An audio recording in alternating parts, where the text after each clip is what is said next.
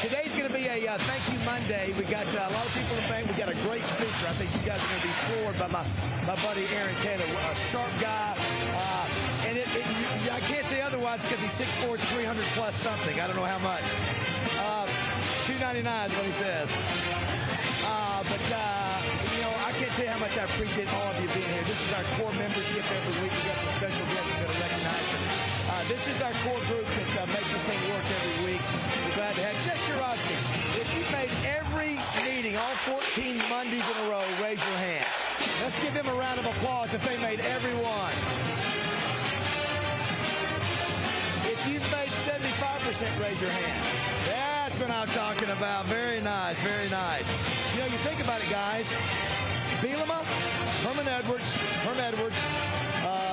Danny Werfel, Jeff Long, Gary Pinkel, Ryan Bosworth, Tyler Wilson, Casey Dick, Frank Beamer, Blake Anderson, Southwest Conference Hall of Fame, Steve Campbell, Jimmy Walker, Ron Calcagni. And if you were here last week, did you enjoy that as a club, the James Street Award? Was that not fantastic? Wow.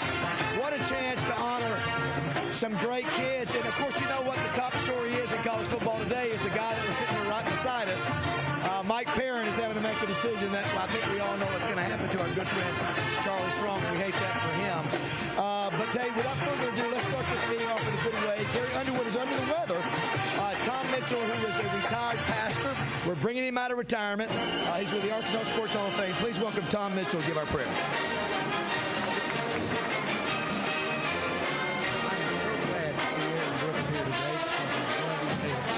I'm Aaron Taylor. Sorry, Aaron. If I shave it, it'll be clean. Okay. Let's pray together. Father, wonderful God you are.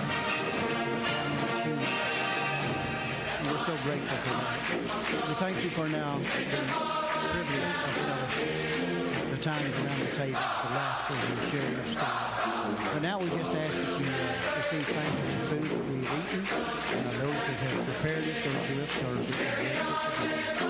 Father, we also again thank for the nation and the we thank you for your awesome hand upon us. We pray for our new president-elect and his vice president. We pray for the future of our nation, and we pray for your hand to be upon us. Bless us now. Keep us in your care. We thank you for the safe travel that you've given Aaron. We ask you to give him that safe travel as he returns. And all these things we pray in Jesus' name. Amen.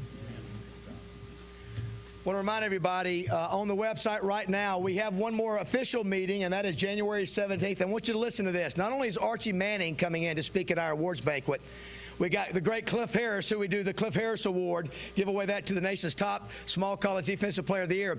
But Dan Hampton has told me he's going to be here. We may have Willie Roaf. So you've got four guys at four of the greatest football players to play the game here in one night. It's great to have just one of them. So go to the website, January 17th, if you want to buy your tickets now. A little bit higher than normal, but we honor a lot of kids, y'all. That's a big night.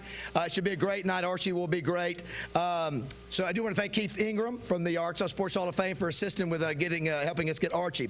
Also, the Broyles Award is December 6th, next couple weeks from now. Yes. The 19th, Debbie. It is January 19th. We're so far away, I screwed that up. It doesn't matter. Thank you, Debbie. She also found my keys I left out there somewhere today. I'm just falling apart. January 19th. So go to the website to find that. You can get we've already got a bunch of people who bought tickets. The Broyles Award is December 6th. I want to make the announcement today. I haven't made it publicly, but our friend Mark May is coming in to be a part of the Broyles Award this year. And he has so much respect for Coach Broyles. And to have Mark May come in, you know who Mark May played for. At Pitt, he was an All-American under who? Jackie Sherrill, who coached under Frank Broyles. He also played at Washington and won a Super Bowl under who? Who played for Frank Broyles. So how cool is that as a tie-in for that? Yeah, it's really cool. So I would love for you guys to support the Broyles Award this year. Normally we do it with the Rotary. We've made a change. All the proceeds benefit the Frank and Barbara Broyles Foundation. So, you know, Coach Broyles is getting up there in age. He's 92. We're not going to have him around forever, so we can continue to honor him through the Broyles Award. I would appreciate you guys supporting us December 6th. I do want to remind you, before you turn on your phone or you mute it, you can tell everybody to listen on 103.7 The Buzz. or they can go to lrtouchdown.com and watch live right now anywhere in the world. So do that before you mute your phone if you can. I do want to recognize some special guests here today. I think we've got the keeper of Tusk, one of the greatest mascots in America. Where's Keith Stokes? Working with Tom Cotton. Let's give him a round of applause today. I'm sure Aaron will reference him later. One of the great Arkansans, one of the great tight ends of all time, both at the collegiate and pro level. Getting ready to go duck hunting with Barry Switzer. That could be a lot of interesting stories there. One of the great guys that you'll ever meet, making a difference with kids every day with Park. Keith Jackson, everybody. Welcome, Keith.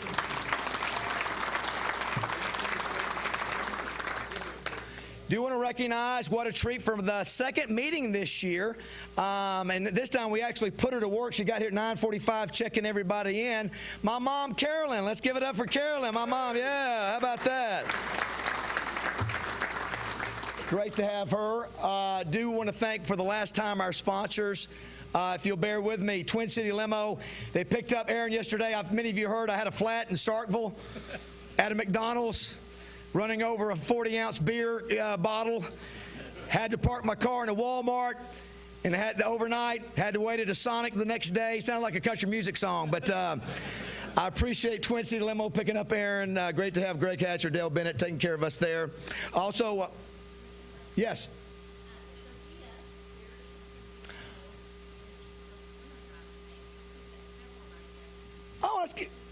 Oh, well, Sophia and her family. Let's give a round of applause.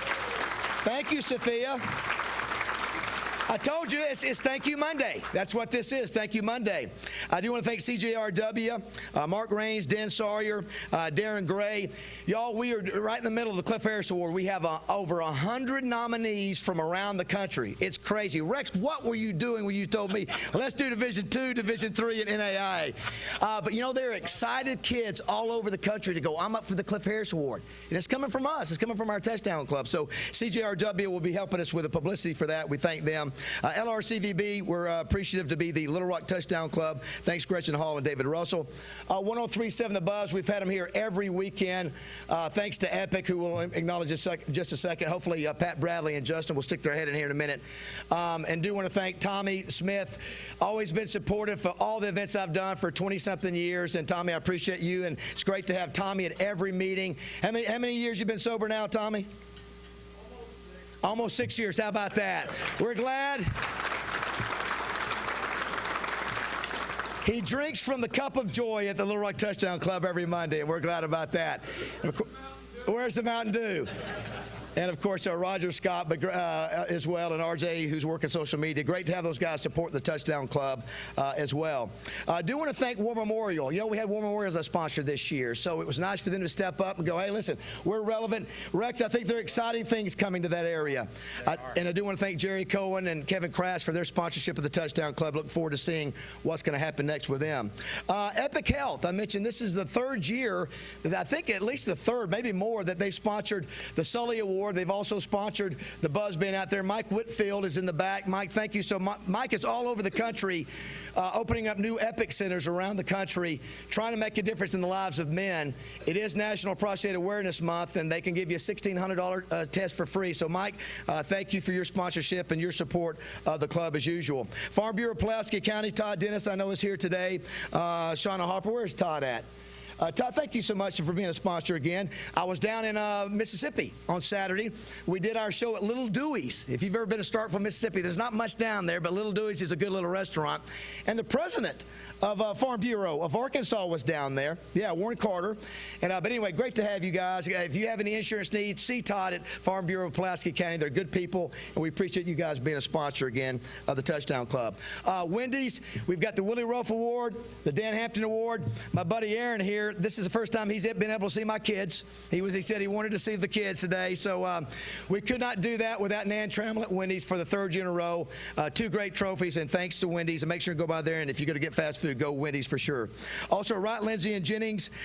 You know, you guys have heard me talk every week about all the things they do. I mean, they got a roster full of some of the top attorneys in America, full range of practices. I've talked about all of them. Commercial and civil litigation, which I'm in, corporate affairs, government industry regulations, kids. They represent pro athletes. Let them be a business partner for you. But for those of you on a personal note, Judy Henry's been my personal lawyer. I'm coming up on 2 years of my lawsuit. 2. And I'm going to win this thing. And I tell you, I could not be more thankful for Judy being my attorney. Because I'm telling you, this is no fun. This is no fun. I got somebody I trust. I'm so thankful, Judy, that you're my attorney. We're going to win this thing. Antoine, we appreciate that. Charlie Coleman, we got everybody here. But we're going to win this thing. And if it takes year 3 for me getting up here going, hey, everybody, we've won, I'm going to bring out champagne bottles and we're going to celebrate. But I'm just thankful. Thank you for sponsoring the Cliff Harris Award as well. Thank you, Judy and Wright, Lindsay, and Jennings. Also want to thank the guys at Crane Automotive. So great to have the Crane family involved, the largest family-owned dealership, dealer group in Arkansas. 800 Arkansans they employ. Please go by and take care and talk to them if you want to buy a vehicle. Give them a chance to have your business. The Democrat Gazette, they're back just like Crane is again, but the Democrat Gazette has been here for 13 years. Amanda, I can't tell you how much I appreciate, Copley, you helping out with us again with our Player of the Week, who we'll meet just in just a few minutes. Is Wally here today? I will make an announcement because we have 2 Arkansas Sports Hall of Fame members here. One is Wally Hall. Let's give it up for Wally Hall. He's a new inductee.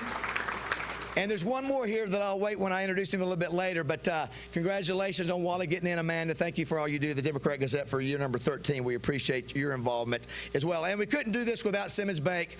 George hasn't been here as much, Chris, but Chris White's been here, I think, almost about every meeting. Adam Mitchell's been very busy. Chris, great to have you here. Bill Yee, who is here today at the head table. I may be seeing his wife a few months later from now. I understand that she can fix wrinkles pretty well. Endorsement there, right? But thanks to Simmons Bank, y'all. We couldn't be able to bring in guys like Aaron Taylor and Herm Edwards and some of these big names without Simmons Bank and without all of our sponsors. I think we've got the best sponsor. If you look at the other touchdown clubs in the country, nobody has the participation of our sponsors. So let's give all of our sponsors a big round of applause.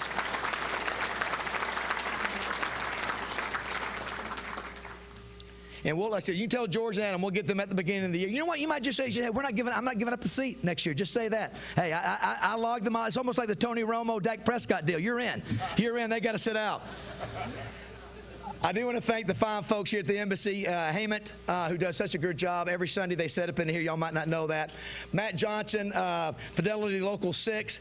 Just to let you know that our production has become so big at the touchdown. This is not a joke. Our lights that we do. You know me, I'm going to light this sucker up. We're going to have a great look. We have blown fuses every week here at the embassy, and that is that they're having to reconfigure the fuses. But thanks, Matt, for the great job you do. It's great to have you every year. I know Popeyes is with you today as well, and he does a great job. But let's give a round of applause to Matt for his hard work. Also, where's Dwayne Duncan? How many years? 7 years. Nobody takes more pictures. There's a lot of hard copies out there. Give it up for Dwayne Duncan, everybody. He's done such a good job. For the 2nd year in a row, R.J. Hawk of Hawk Media Solutions has done our social media. He told me now, one thing he told me, if you have the app, you need to download the Buzz app on your phone. The Buzz app. Boy, I tell you, see, it's all running together. I'm on fumes, y'all. It's the Little Rock Touchdown Club app. If you don't have that, download that, and it will actually send you alerts to say, hey, don't forget today's a touchdown club, but you have to go to the settings, to notifications, and say, notify me, yes. But thank you, RJ, for all your hard work on the app and all of the social media. At LR Touchdown Club is our Twitter handle. Let's give him a round of applause for all his social media work. Don't forget about Facebook, and our website is lrtouchdown.com. Also, a guy that you guys may not know, but helps us every week. He may go get a speaker at the airport. He may meet him at the elevator when they get off to come to the radio show. He may take them back if they request to go on a special tour. Is Wes in here? Let's give Wes Sutton a round of applause. Wes is a guy I can always count on. It's always great to have a reliable guy that can take care of business and take care of our speakers when we need it. Also, 3 guys from Debbie's Army, Lewis Nally, Ron Skaggs, Lee Danner. They come in here before y'all get in here, and they set up these little placards. These things just don't get out here by themselves. Those 3 guys, please stand. Come on, Lewis, Ron, Lee, stand up. Let's give them a round of applause. And I'm not sure who's all here today, but the best check-in ladies in America, Aaron Taylor. They're not in Birmingham. They're not in Mobile. They're not in Atlanta. They're not in L.A. They're in Little Rock.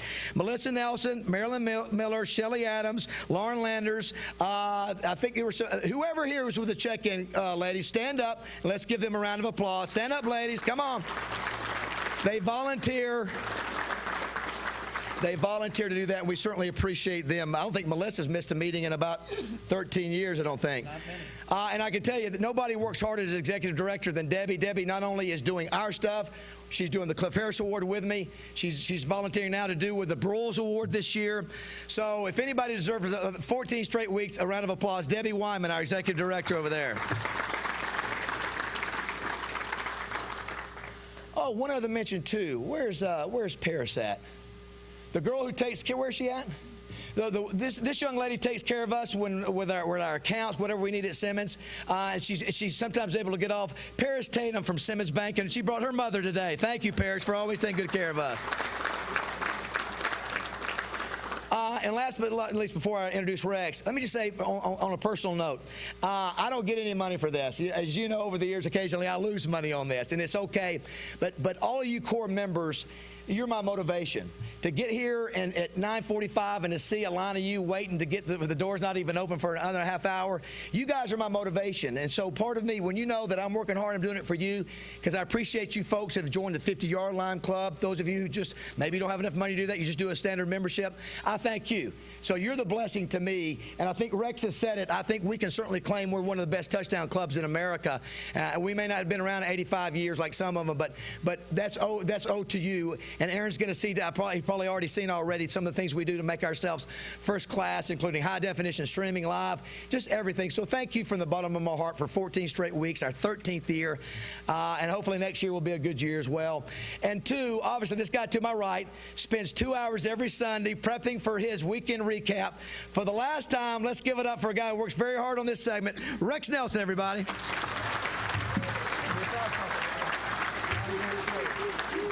You know, David, whether we're the best touchdown club in America or not, we're going to say it enough till everybody believes it. I used to work in politics. Exactly right. I know how that works. I used to be in politics.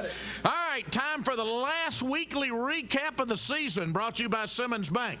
I'm going to try to bring a little energy today. I hadn't been doing that in the past.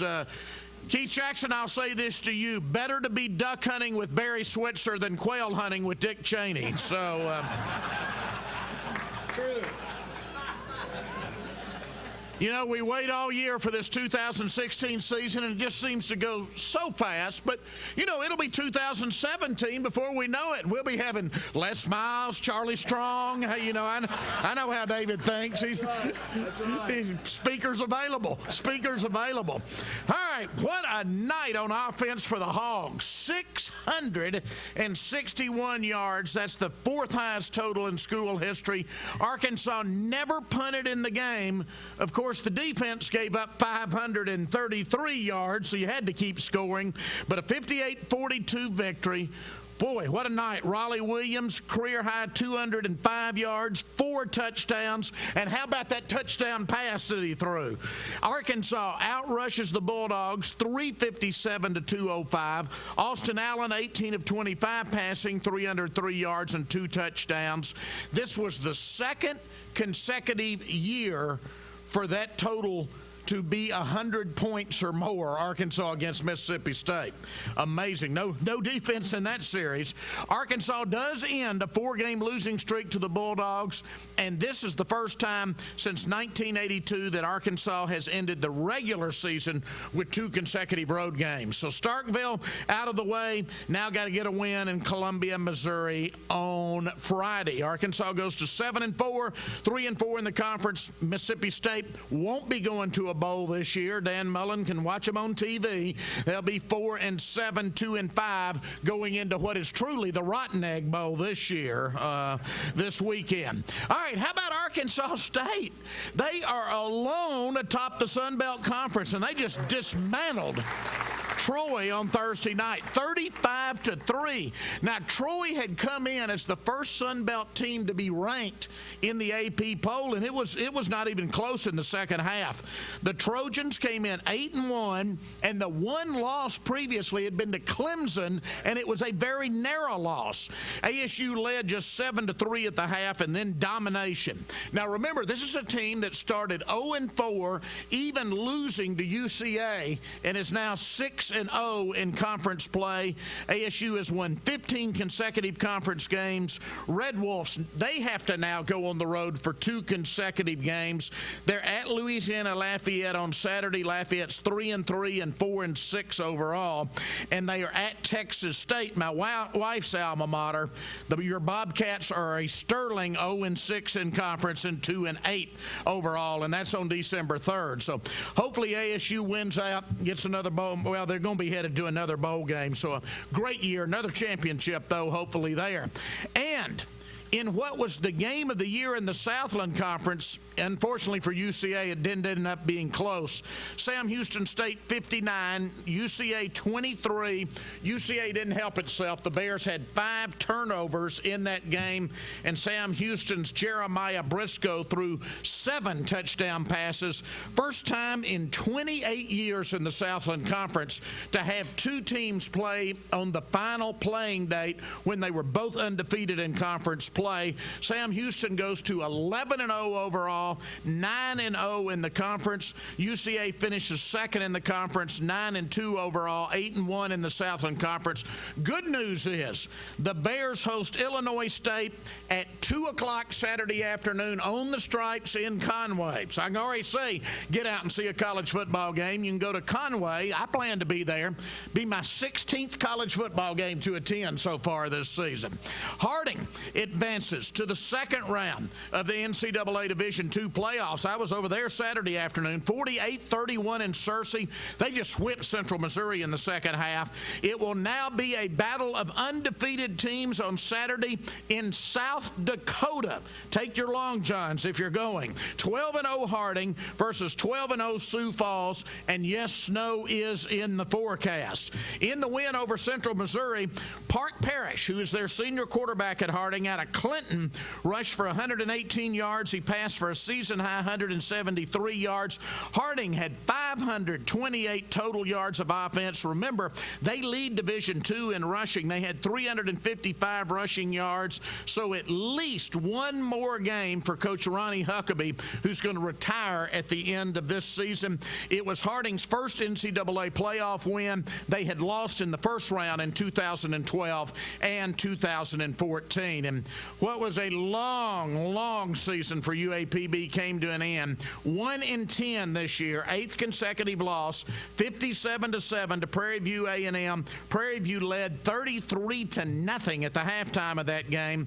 So Monty Coleman falls to 38-62 in his career as UAPB head coach. All right, back to the SEC. How about that Florida LSU game?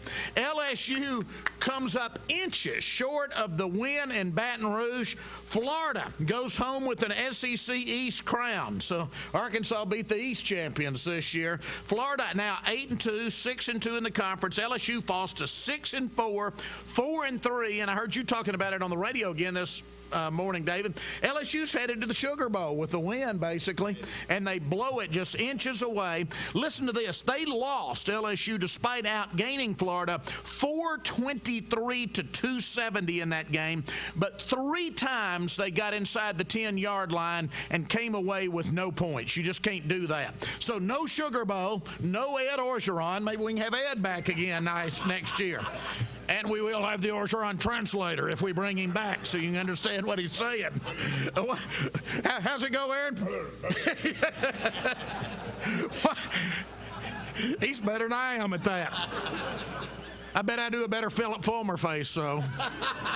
All right, once more, banged up Leonard Fournette did not play in the entire game, although he did get in a fight before the game. So Vanderbilt, boy, long season for Ole Miss, isn't it? Vanderbilt scores 31 consecutive points to beat a fast-fading Ole Miss 38-17 before a crowd that wandered out of the library from studying and watched for a while, I think, on the Vanderbilt campus.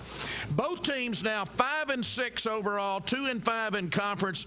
Both need victories this week to become bowl eligible. Another game, a lot like Arkansas, Mississippi State, with no defense to speak of.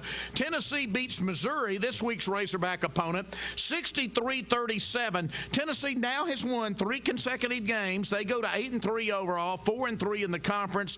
For the first time since 1995, Tennessee has scored more than 40 points in 3 consecutive games.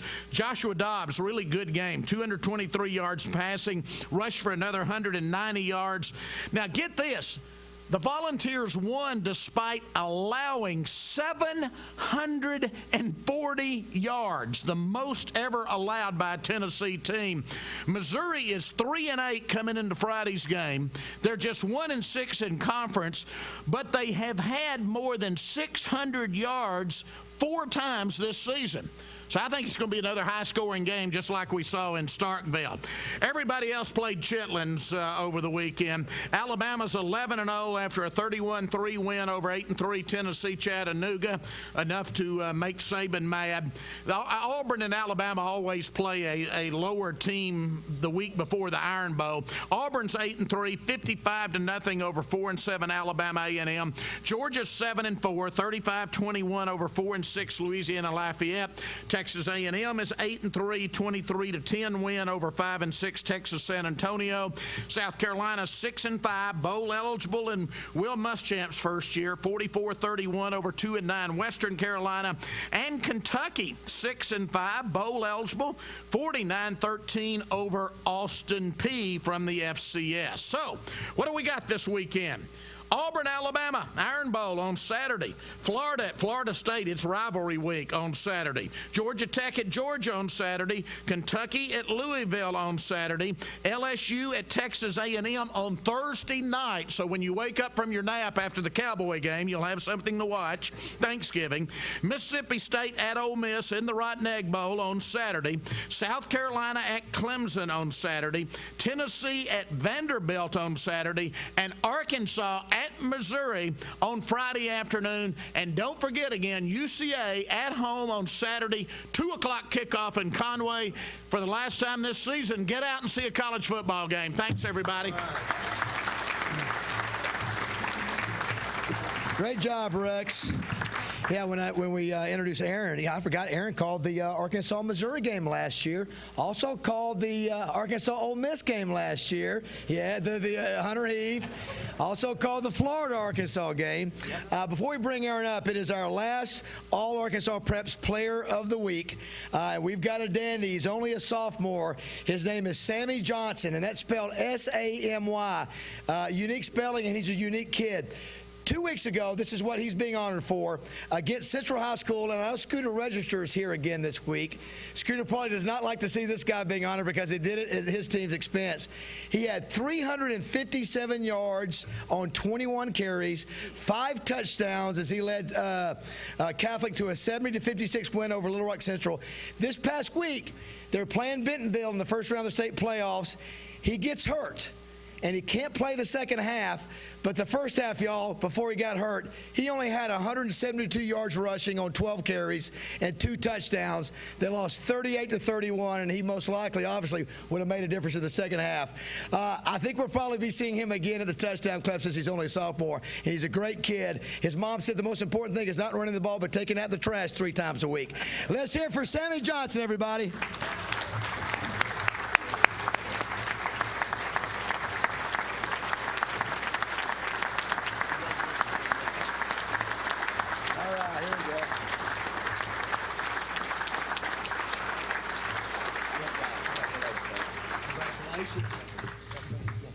Do you want to welcome his mom, Darlene, and his sister, Amber? Let's give them a round of applause for being here today.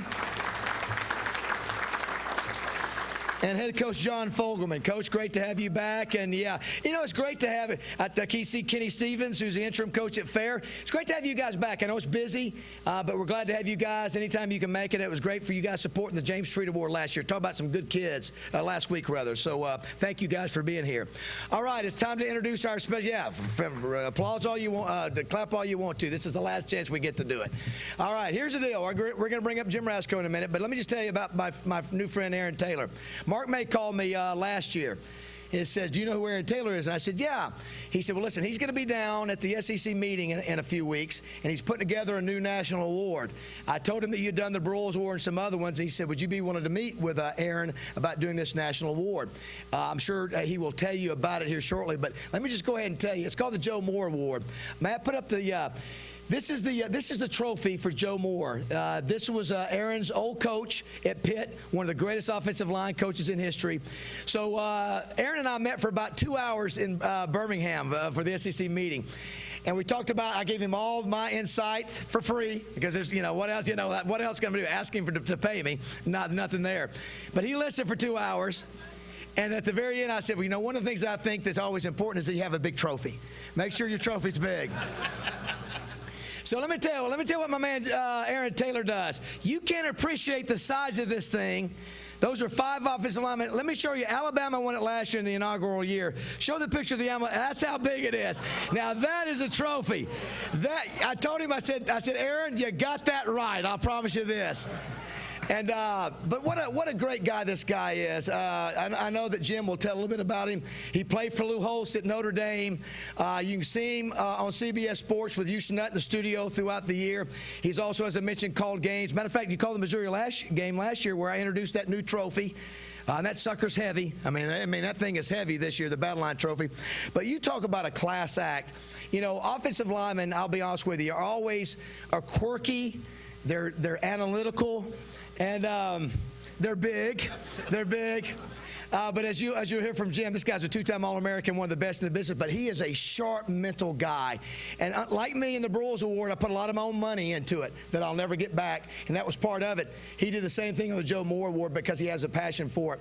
But you're going to hear from a dynamic guy, and it's so nice to have him here because I know it's been busy during the year, but thank you so much for being here, Aaron. And without further ado, let us welcome the next Arkansas Sports Hall of Fame member we have with the Touchdown Club, announced yesterday. Are you under statistician? What is your category? I'm under promotion. I'm in the Arkansas Sports Hall of Fame promotional guy. That's what they have me in there. Athlete/historian. He does a great job every week. Let's give it up for Jim Rasko, y'all, very much.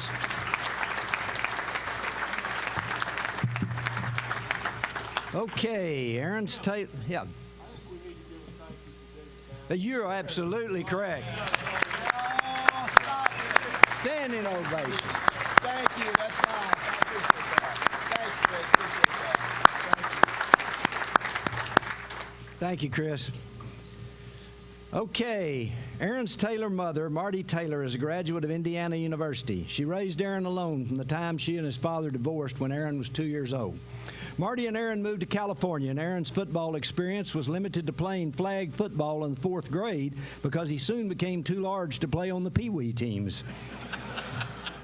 In the classroom, Aaron was big as well, a straight-A student, but that all changed after the 7th grade. From the 8th grade to his sophomore year in high school, temptation replaced textbooks. Aaron went from having all the answers in the classroom to all the wrong answers outside of it in a high-crime ghetto area of Marin City, near San Francisco. Aaron admitted he was drinking, smoking weed, and going out partying all the time. His grades dropped from straight A's to 1.0. So finally his mother gave him an ultimatum: shape up or move out. Aaron stayed out all night that night. So he came home, and his mother told him he had 30 minutes to pack and leave. He moved in with a friend, had no curfew, no school, and no one who cared. That new freedom lasted about a week. He and his mother talked by telephone. Both ended up crying, but she was firm. She told him he was going to stop smoking weed, stop drinking, and you're going to get your grades up. His mother moved them from the high-crime section to Concord and enrolled her son in De La Salle, a Catholic college prep school with a good football program. The rest is history. As an 11th grader, he was All-State. Then as a senior in 1989, first-team All-America by both the National Prep Poll and USA Today. As a freshman at Notre Dame, he backed up three-year starter Tim Ryan and had a grade point of 3.1 in the College of Arts and Letters.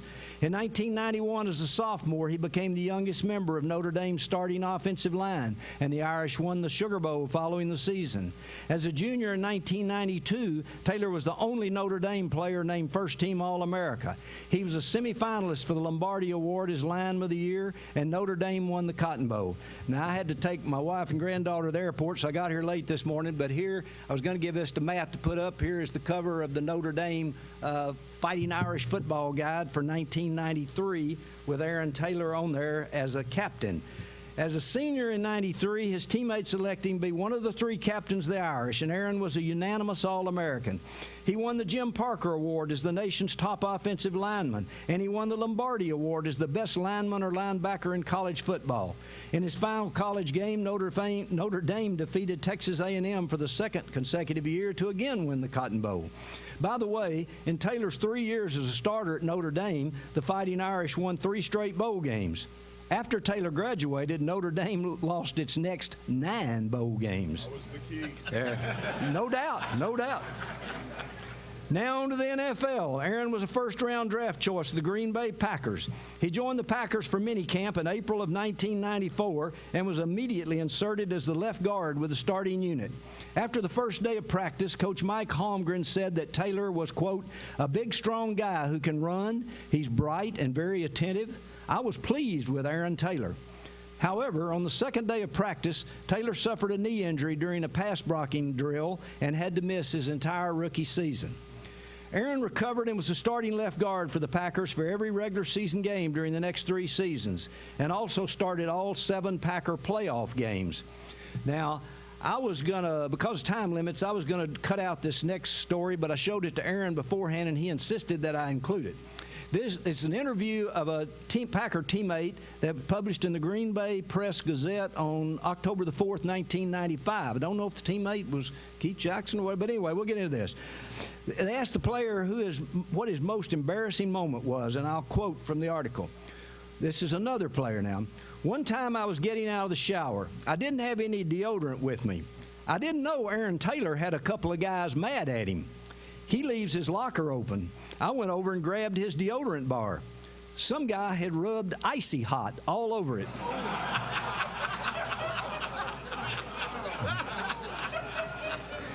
A minute later, my arms were in the bird position. The guys were laughing. My arms were on fire. They told me to take a shower, but that made it worse. I ended up sticking towels under my armpits. Okay. That's it. All right, one game he'll never forget was Super Bowl number 31, played in the Superdome in New Orleans. Final score, Packers 35, Patriots 21. It was the Packers' first Super Bowl win in 29 years. Our speaker was, of course, the starting left guard, and Little Rock's own number 88, Keith Jackson, was the tight end for the Packers. Keith picked up his Super Bowl ring and retired from pro football after that game. The Packers returned to the Super Bowl the next season, but lost in the last 2 minutes to Denver, 31-24. Taylor then spent his final 2 seasons in the NFL with the San Diego Chargers. He had to sit out 3 games in 2 years with injuries, but he started the other 29 regular season games for the Chargers. Okay, you've heard enough from me. Here's Notre Dame All-American number 75, Green Bay Packers Super Bowl winner number 73, Aaron Taylor.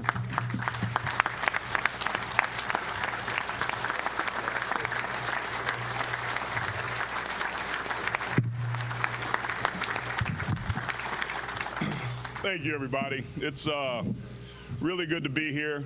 There's some great energy in this room. Had a lot of fun. Got a chance to spend some time with Keith Jackson, a former teammate of mine. We were both in much better shape back in the day, by the way, Keith. But thank you to David and the Little Rock Touchdown Club. Man, I was getting emotional sitting there a little bit. And this is a good group, and he said that I could do that. So there's a high degree of probability that I'll probably cry when I'm up here. Thank you for the great introductions and all the nice things that you had to say. You guys heard some bullet points about me, and that's the story and stuff that you can read and Google, but every person's life, there's a lot of information, a lot of stuff behind the stories and the headlines and that sort of thing. So I'm going to maybe take the mask off a little bit and share some of the things that have kind of transpired in my life and fill in some of those gaps, because I think they're equally as important as some of the accolades that were read. You brought up the Super Bowl and the armpit stuff, man. Like, one of my favorite stories, we had a guy by the name of Bruce Wilkerson. He was our left tackle, Tennessee. He was a former teammate of Reggie White. And Bruce was the best. We called him Drop because he was built like a big teardrop, just real big butt and heavy leg, you know, low gravity. And he had a speech impediment. He stuttered mightily. But you loved Bruce, and he was confident with it. And he never, ever, ever let it shake him. So he'd be like, "What's up, dog? What's up, Bruce? How you doing, man?" We would roll with it, right? So it was kind of in the locker room, you know, nothing sacred, and we had some fun with it at times. Well, fast forward to that Super Bowl, 31, the one that we won. And by the way, when I left Notre Dame, we didn't win bowl games. My first 2 years, I got hurt in Green Bay, no Super Bowl. I stay healthy the whole year. What? Just saying. Just saying.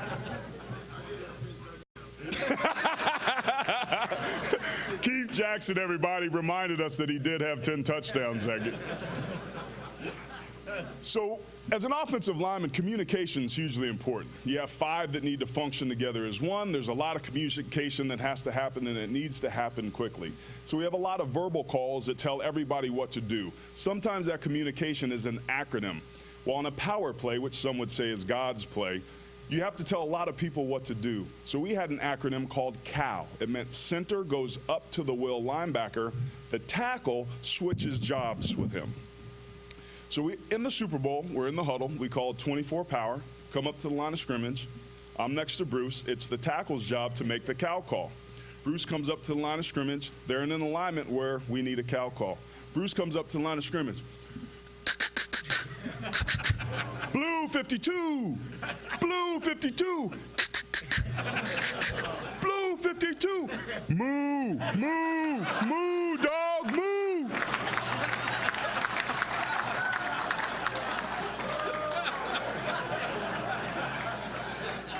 Am I lying, Keith? That actually happened. I think it's the only time in my NFL career that during the middle of a play, I'm laughing hysterically with tears coming down my face. And it took us several plays to kind of gain our composure, and there was a Sports Illustrated article written about it, but among my favorite stories. So you guys heard a little bit about my background and some of my questionable decision making. I got kicked out of the house and I had to make a decision. The bottom line was I was making poor choices that were followed by bad actions that led to consequences. And I hadn't at that age at 15 figured out that what I was doing was directly affecting who and what I would become tomorrow. So the things I was doing in the moment were more important to me, and I didn't have any goal, anything that I wanted to do. It reminds me of the story of these monkeys in India that they liked to train, but they were hard to catch and they were really smart, but the monkey had a weakness, and that was that he was too curious for his own good. So when these guys would catch him, it was rare, but this one guy figured out how to exploit the weakness. So what he did is he put a chain at the end of a stick, and at the other end of the chain, he put a coconut with a little small hole in it, and he'd put like a little sweet or some nuts and peanuts inside of it, and then he'd walk away. Monkey would get curious up in the tree, like, man, I know something's up, but let me go see what's down here in this coconut. So he would go down, put his little monkey hand inside that hole and grab on to what was inside that coconut. And the second he did it, the guy would jump out of the bushes, and the monkey would try and get away, and he'd try and get away, but he can't because his hand's caught. All he had to do was open his hand and let go, and he would have been free. And I love that story because it reminds me of where I was at 15 years old. Because the reality was, I had to be willing to let go of something in my life to be able to take a hold of something that I wanted. So that conversation that I had with my mother that ended in tears was the start of willingness in my life to start to be able to declare what it is I want and to be willing to go forward. That night on television, there was a show about this high school across the bay called De La Salle. De La Salle had a 44-game win streak that year. And that's what the story was about. And I said, Mom, see, that's the type of school I need to be at. They take it seriously. Nobody takes football seriously here, blah, blah, blah, blah, blah. Well, Unbeknownst to me, she makes a phone call to the school, figures out what it would need to be for me to get in and pass a test and the costs, which were exorbitant. Long story short, within 15 to 20 days, we get kicked out of our house because the person that owned the house that we lived in was selling it. So we needed a place to stay. A day after that, a house a mile down the street from De La Salle comes up from a coworker. There's a job that opened up secondarily with it as well. It just fell into place. I made the decision with willingness. All of a sudden, the door was open, and my life started to change from that moment. Now, De La Salle was a pretty prestigious school. As we have talked about and discussed a little bit, I had an affinity for vast quantities of, of substances that maybe a 15-year-old shouldn't be partaking in. So my first day at practice was a wake-up call. Their job, looking back, was to break me of all my bad habits. I was lazy, I was arrogant, I didn't have any self-confidence, and I think they smelled that and they preyed upon it. Well, that day ended with tears. Me coming in, all these expectations, and I said, Mom, I can't do it. I can't do it. They're yelling at me so much. I'm not good. I don't know what they're talking about, the techniques. I haven't played football. And this is a part of the program where I start to cry. I can't do this. And remember everything that had gone in and the decision that I made, and I sat there on the side of the bed, and she walks out of the room, and the last thing she says is, you can do whatever it is you want to do. If you go to practice or not, I'm still going to love you. And she shut the door. And I had to sit there and think about, what is it that I wanted to do? And in that moment, I realized adversity is put in our ways to test whether or not we're willing to do what it takes to get what we want. And I sat there and I cried and I didn't know. Well, I woke up that next morning and I knocked on her door and I said, I'm ready to go to practice. So we went, and I got my ass kicked again. And again. I got my butt kicked again and again and again. But somewhere along the line, I was the one that started kicking butt because I stuck around and I believed in myself. And there were people there to push me and to raise my bar. One thing led to another, and I ended up at Notre Dame. I'm an All-American, 250 pounds, could run like a deer. First day of practice, I go against this guy, number 50. He's got arms like legs and legs like people. This dude was ragdolling me. Like, there was nothing I could do right. So, you know what I did. I started crying and went home and called my mom. I said, Mom, I can't play on the college level. They got this dude, number 50, who's killing me. Well, you've been here before, blah, blah, blah, blah, blah. So it turns out that guy was Chris Zorich. Chris Zorich ended up winning the Lombardi Award that year as the best interior lineman in the country. That happened to be an award that I would win 4 years later, and we would re-meet again in the NFL, and the result was a little bit different than it was that first day in college.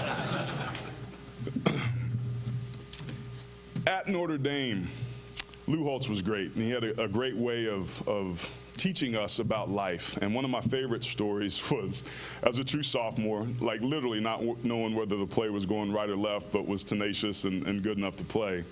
Late season practice, we had a Thursday All-American who was making all these plays. Our legs were dead, we were sore and tired, but he was relentless. So we come up, we run a play, quarterback blue 52 set up. He's lined up on my outside shoulder, whack, hits the running back, knocks him down. Aaron Taylor! Aaron Taylor, get out of my drill. This is Lou Holtz, for those that don't know. Get out of my drill. I said, no, coach, I could do it. Get out. So he kicks me out. Well, the second team guy comes in, he runs in. Get your butt out too. Run the play again. What? There's 10 people. Run the play. Oh, okay. So now everybody's like, what's going on? Something's not right. So get in the play, or get in the huddle. They call the play. 10 guys go to the line of scrimmage. The tackle is confused, so he lines up next to the center. No, you get out there where you did the last time as if Aaron Taylor was there. So he lines up, there's this huge space. The D lineman lines up as if I had been there. Run the play. Blue 52, set hut. Defensive lineman comes across the ball, whack, hits the running back, and Lou Holtz runs over to me and goes, see, Aaron Taylor, doesn't matter whether your ass is in there or not. No difference.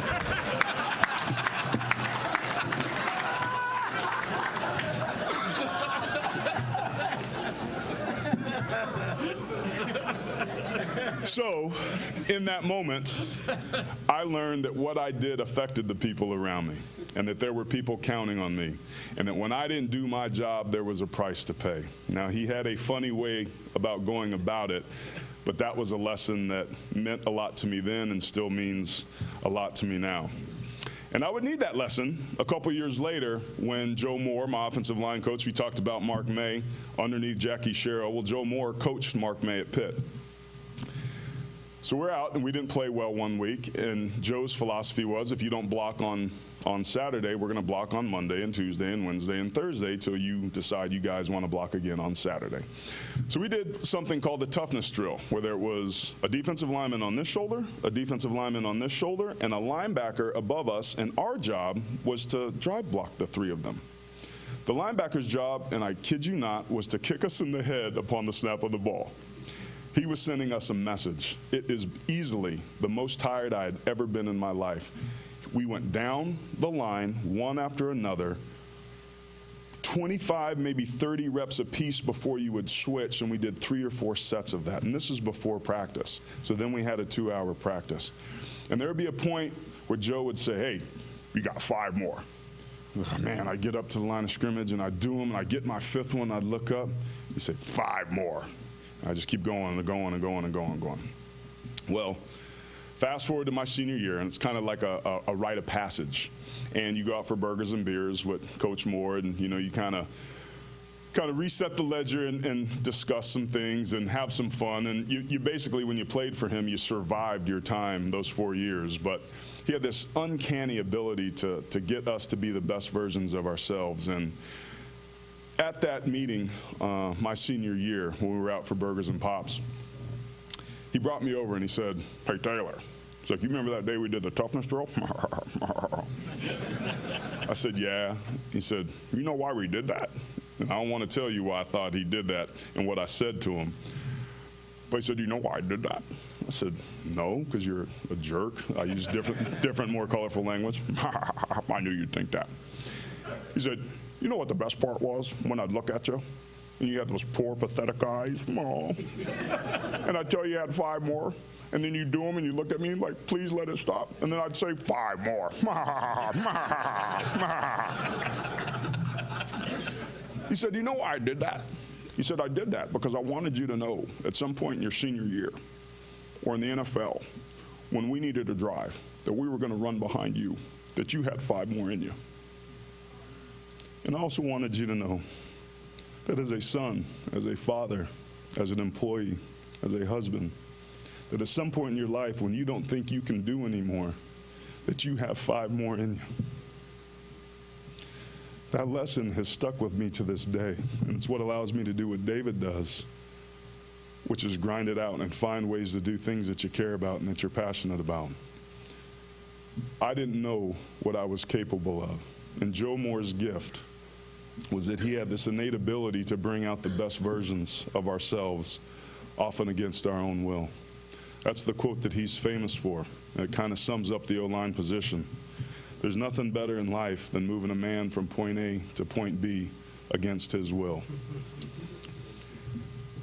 Through the research of this award, which I'll get into a little bit, there was another version of that quote that came out. And it was, there's no greater joy in life than moving a man from where he is to where he doesn't want to go. And I think that latter version of it was for his own players, for us, because he moved us to where we didn't want to go, but that he knew we were capable of, so he insisted upon it. That's who Joe Moore was. So those lessons have stood with me and have significantly impacted my life and helped me through the years. So a couple years ago, I had a conversation with his son, James, and there was a football camp in Pittsburgh that everybody would go to, and it's kind of a tribute to Joe. And knowing Kirk Ferentz over the year I was head coach, there were a lot of people that wanted to kind of, preserve the legacy of Joe, if you will, but nobody really knew how to do it. Kirk had started an award, but because of the time and the money involved, he just couldn't do it as a head coach, so he kind of left it where it was, and I picked up the baton.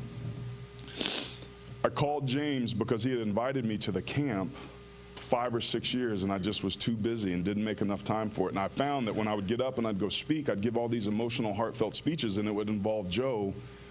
So clearly he had an impact on my life, but I was too busy to go give back to him. So I became willing to go out to his camp and to support him and made it a priority.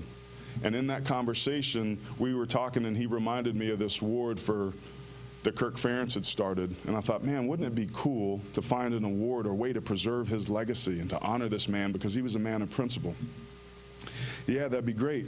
So I went online, I looked up all these individual awards, and there was nothing. There was the Remington, the Lombardi that I won, the Outland. There were some individual lines, and in these conversations, we always talked about the room or the guys in the group, and I was like, man, we can't do another O-Lineman award because it was never about that with Joe. It was about us and what we did as a room, and walk-ons were as valuable in that room as All-Americans were, and we were coached just as hard. Ding! Maybe we should do a unit or group award. So I went back to the website and looked at all the different college football awards. Not a single one in the most consummate team sport existed. And that's when the light bulb went off. That's what we're going to do. We're the consummate team position within the consummate team sport. We need to do a unit award for the offensive line position. And we were off and running. That was an interesting 6 months, let's say. David was hugely integral in our success, and his guidance and experience and helping us avoid some of the landmines and pitfalls that he's made throughout the years, being very successful launching awards, was invaluable. So I want to say thank you publicly to that I appreciate your candor and your willingness to be forthright to allow us to be successful. Thank you.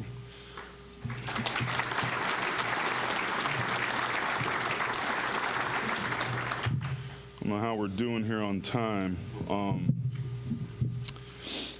In that process, there's an inordinate amount that goes into creating a college football award. And I had an idea and I had a vision, but I'm a much better idea guy than I am an executor, and I needed people that could follow through and do the details. And one by one, they just kind of came out of the woodwork. People were attracted to this notion of what's possible when people come together, check their egos at the door for the common good. And that's kind of what the offensive line position embodied. And very quickly it became apparent to us that this was much more than pinning a ribbon onto the chest of 5 tough dudes. It was bigger than that somehow. And we didn't know, but we trusted it and we decided to follow it. And this concept and notion of teamwork started to emerge, and it was familiar to what it is we had done. But we live in a society now where it's all about me, and people are taking selfies of themselves, enjoying experiences instead of just enjoying the experiences. So I think people were refreshed by that. Well, there were 6 of us that ended up launching the award, and we had never met as a group face-to-face. We did it 100% virtually. The guy that created the award, the artist, Jerry McKenna, award-winning artist, had eye surgery in the middle of the process, worked a 14-hour day after that so that he could stay on task. The foundry, the people that made the base and the pedestal, and Jerry had never done a project of that scope in his little time in the, I think, 150 combined years that all of those companies had been in that business. It was an epic achievement on our part to execute what we did in 6 months. And I only mention that because we did it as a team. And what we realized in that process was that we innately and naturally, without any guidance, did some things that allowed us to be successful.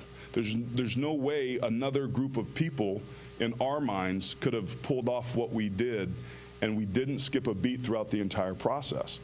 And I was curious about that. So I started to look back and go through and ask questions and kind of interview my team and some other teams, because I've been on some great ones at De La Salle and at Notre Dame and at Green Bay, obviously. And there were some themes that started to emerge. And what I've come to understand in my experience playing this sport and all of the other examples of things that we've talked about today is that the number one critical element of good teams is trust. If there's not trust, it doesn't matter how much talent you put on top of it, it can't support it. But with trust, it can withstand almost anything you put on top of it. And trust is important because it says, you can count on me. I will be there. I will find a way to do my job no matter what. that foundational element of trust was intrinsic to who we were. And it's been there on every great team I've been. We had it in Green Bay. We had it at Notre Dame. We certainly had it at De La Salle. And what's interesting is that when you think about the notion of teamwork, it's two or more people working together for a common cause or the greater good. So when I look at all the teams around me, the ones where I wore helmets and the ones that I don't, I look at my broadcast teams. I look at my marriage. My wife and I are a two-person team. We're a pretty dang good team. And that relationship is founded upon trust. She is there. I can count on her and vice versa. On top of that, there needs to be commitment. You have to be committed to the cause. And that's when your thoughts, your words, and your actions are in alignment. We're committed in our marriage. We were committed in the locker room. And that's how we can bring in an Andre Rison off the street who had a girlfriend that burnt his house down. And he actually steps in and helps us. We had great leadership. But because of the trust that you put commitment on top of that, you start to build the container of what championship caliber execution is about, regardless of what that goal is. The next thing you've got to have is a competitive culture. You got to compete. You have to strive to get better. In our marriage, we know what our potential is. And when we step off because we're busy or tired or the kids or work gets in the way, we find a way, we remake it a priority, and we circle back. We certainly did that on any field. All of the teams that you can show me, there's that commitment and that competitive nature. That's one of the first questions I go in when I ask coaches, what does practice look like? Do you guys do 9-on-7, the Oklahoma drill? How often do you go good on good? That's going to tell me a lot about the capabilities of that team, whether or not they're groomed and ready and willing to compete on that level. On top of that is accountability. And accountability is a big thing. Nobody's going to be perfect. When you make mistakes, the good teams that I've been on, people owned it. And the easiest way I've figured out to say that is to own it, to fix it, and forget it. Just move on. If you don't have that element, it starts to affect trust. That's the flip side of it. And the last thing, the good teams that I've been on, every single one of them, is humility. And there's a fine line between confidence and arrogance. And humility is that sweet spot. You have to believe and know what you're capable of doing. But at the end of the day, you got to be humble and be able to check your ego and do what's best. I remember at the 10-year reunion for the Super Bowl, we went in numerical order, and I was 73 of the offensive linemen, so then we got to the wide receivers. And then it was Derek Mays, and then it was Desmond Howard, and then we went down the list, Keith Jackson, Mark Chmura, Robert Brooks, Antonio Freeman, and I was amazed as the guys started coming down. I'm like, we had so many talented dudes. Like, how did Brett keep everybody happy? Nobody got as many touches as they wanted or could have somewhere else. That was a humility piece. There's no secret as to why we won that Super Bowl. We had a good team. We had a good container that was built upon trust. My high school coach, Bob Ladouceur, had a beautiful way to sum up teamwork. And when I've been talking to him, and he wrote a book, and one of the excerpts in there was, and let me contextualize this a little bit. Bob set the national record for consecutive wins. 13 years his team went without a loss. De La Salle, they made a movie about it when the game stand tall. 151, I think, straight wins. I don't know if it'll ever be duplicated. Critical to his teams, he said, every single one of my players must know that they're not it, that they are part of it.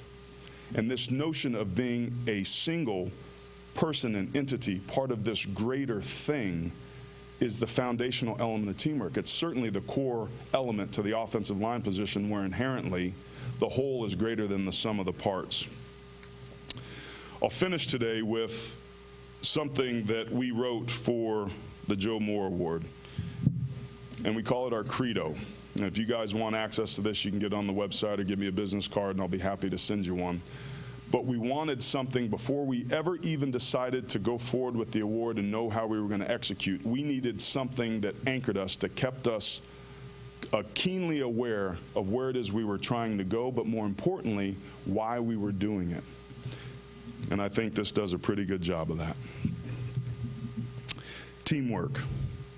It's what defines football as a sport, and it is displayed in its greatest glory. in its most profound necessity in the play of the offensive line. For it is there that individual achievement only matters if the entire unit is performing. When we execute together, great things happen. But if one player missteps, the rest of the team pays the price. That idea, along with hard work and the willingness to strive to be your best, embodies what Coach Joe Moore instilled in his players. But it's about more than just football. It's about how we live our lives, how we contribute to society, how we participate in the realization of great things. Teamwork is a bond, it's a promise, and it's a commitment to put the greater good above ourselves. It's the greatest form of individual achievement, but because it requires total sacrifice, of focus, of effort, of ego. The road to success requires an intimate synchronization of purpose that creates an unbreakable bond between each of us, and it makes that success one of the greatest achievements on the planet. Our tagline for the Joe Moore Award sums up this notion of teamwork, and it's that notion that I am because of us, that I sit up here, who I am with the accolades, because there was a group of people around me that guided me and helped me, which is why I applaud what Keith Jackson's doing with Park. It's why I applaud what David Basil's doing with this touchdown club. We are because of us. And this notion of teamwork and working together for the greater good is something that our country can use right now. And I, for one, am happy that we've got a small vehicle to promote that. Thank you, guys. How about that? Aaron Taylor, everybody. Outstanding, Aaron. Thanks for being here all this year. Love you guys. Appreciate you. For those who want to have their pictures, come on up, Sammy. We'll get you first since you have to get back to school. Thanks all of our board members for being here throughout the year. We thank you. All right. See you in January. What we're going to do now. Outstanding, Aaron. Thank you, man. Appreciate it. Watch your step back here. Everybody will line up. Yeah. We'll go. Simmons, guys.